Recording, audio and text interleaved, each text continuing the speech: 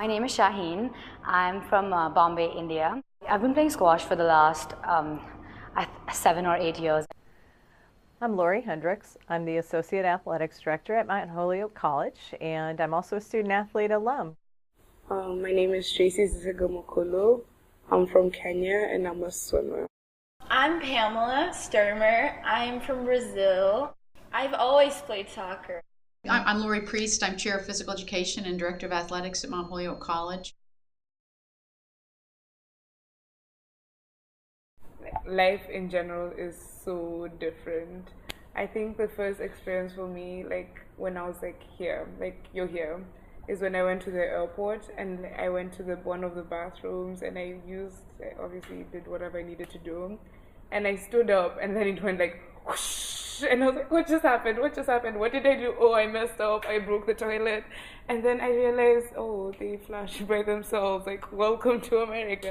I think the most difficult thing is the culture. It takes time for you to learn, if you have to be on time or not. I used to miss a lot of the beginning of the soccer practices because I was never on time, and coach was like, being on time is being 10 minutes earlier.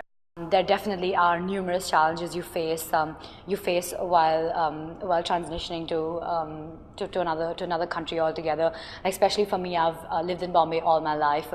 I came to the US when I was 19, and I've never lived before. So I think for people who've moved around the world, it's a lot easier. But for people who've never really left home, it is a hard transition. In Brazil, we are used to have this fun part of soccer. So when we're children, we're only playing with our neighbors, sometimes barefoot when we don't have tennis shoes, so we're just having fun. And then when I came here, I'm like, crap, they're all competitive. Sorry, I said crap. They're all competitive, and then my fitness is awful, and I have all these soccer players here, and oh my God, I have to do something about it. In the United States, our system of sport and higher education is different typically for what most students experience. It's more of a club system, but it's outside of the educational system. And so I think students may be challenged with really trying to, within the college setting, organize their time in different ways. And sports is really a part of our educational institution and run through the institution. I learned how to play squash with guys because it's a very I don't want to say male-dominated sport, but especially in countries, India, Pakistan, and countries in Asia, it is male-dominated. So it was different seeing you can also practice with women and compete with them at the same time. Squash is not a team sport; it's an individual sport. You play it individually. So just having to just adjusting to being at a team in Mount Holyoke was very different from how I was used to playing squash at home. Our international students come with very different sport governance processes from their home countries. The relationship of sport within countries is very different. So when our international students come here, they really are acclimating to a very different sport structure. The National Collegiate Athletic Association, or the NCAA, is our sport governing body for the majority of our sports at Mount Holyoke College, and so our student athletes have to get accustomed to those rules. The difference between my athletic experience at home and coming here is more support. I came from a club team where the coach wouldn't really listen to if we had physical problems. So say if my shoulder was injured, it would be more push yourself, push yourself, push yourself.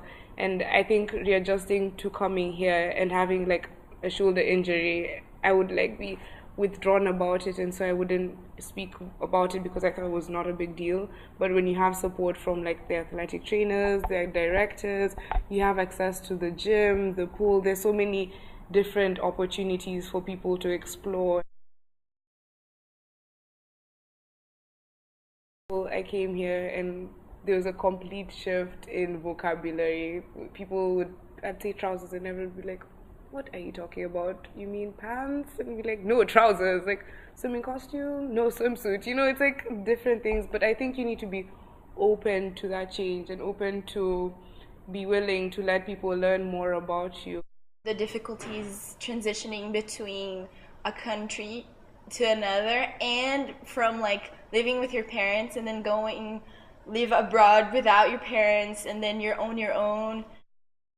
Coping with people seeing me as being from Africa more than being from Kenya, and it was really different to readjust to being judged from like face value, and like people looking at me and then listening to my accent and saying, oh, you're foreign, and I'd never thought about myself as being foreign. Like being international was never a thing for me from before.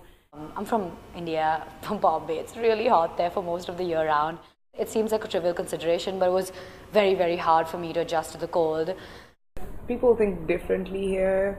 It's like more fast-paced, and that was like, I needed to readjust to that.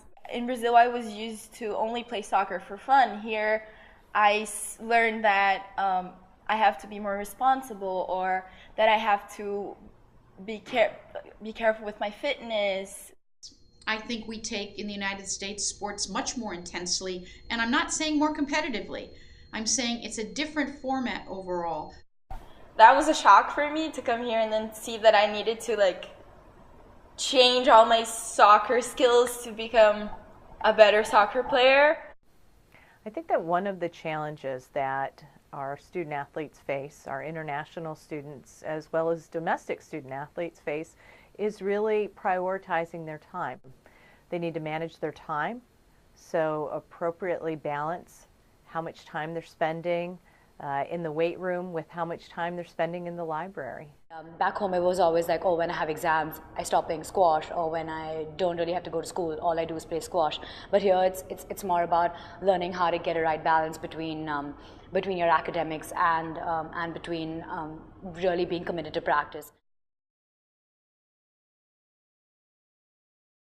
Oh my goodness, where do I start?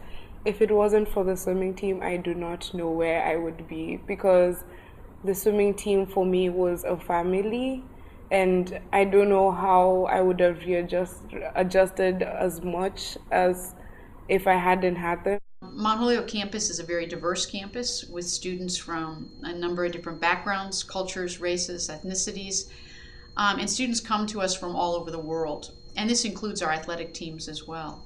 We pride ourselves on supporting a diverse group of students on those teams, and I think it really enriches the athletic experience, because we know that oftentimes our teams are like families to each other, and the students get to know each other. There's a lot of support, camaraderie, and also competition among each other. So my sense is being a part of a team when you come to campus makes you a part of a larger community and helps students overall to become oriented to the institution.